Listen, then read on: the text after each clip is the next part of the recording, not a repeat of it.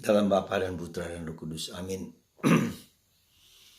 Allah yang penuh kasih, bantu kami untuk membuat hati kami semakin terbuka dan membuka diri terhadap rahmat dan kasih-Mu. Sehingga karya keselamatan Allah juga jatuh pada diri kami. Sehingga kami dapat membagikan kasih-Mu kepada setiap orang yang kami jumpai. Seperti Bunda Maria Santo Yosef,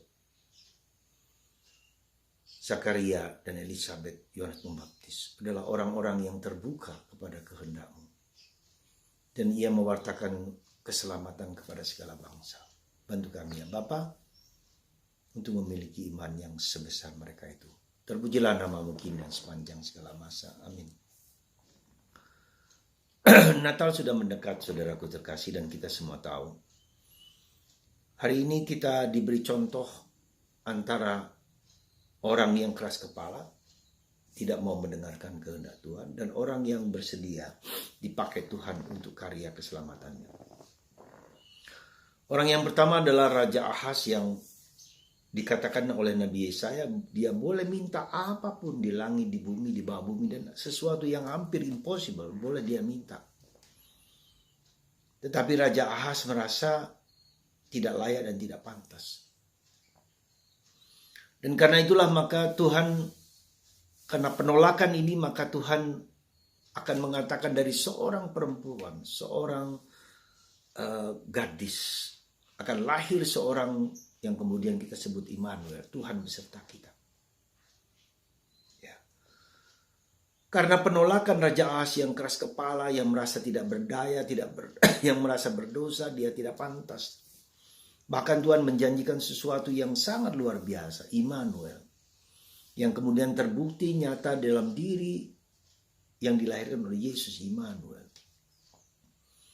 Bunda Maria tidak seperti Ahaz, tetapi dia mau bersedia dari ketidakmungkinan bahwa dia seorang gadis yang belum bersuami, dan dia mengandung karena Roh Kudus.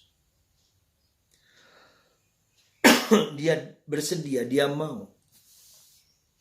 Dia mau dipakai Allah untuk karya keselamatan. Untuk membawa orang kepada Kristus. Membawa Kristus kepada orang lain. Inilah yang menjadi tugas utama kita sebetulnya. Kita dipanggil, kita diciptakan oleh Allah untuk membawa Kristus, membawa keselamatan kepada setiap orang. Kepada manusia yang kita jumpai.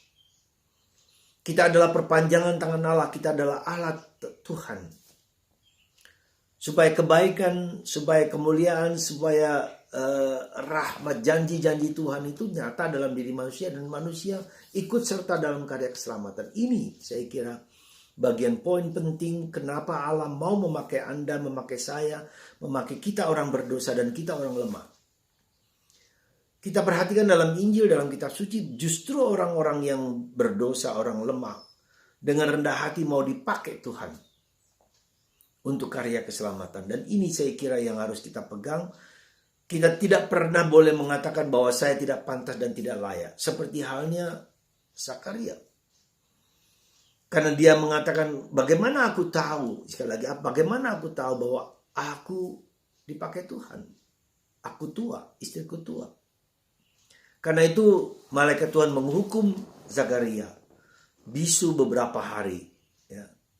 Beberapa lama juga. Sampai anak itu lahir.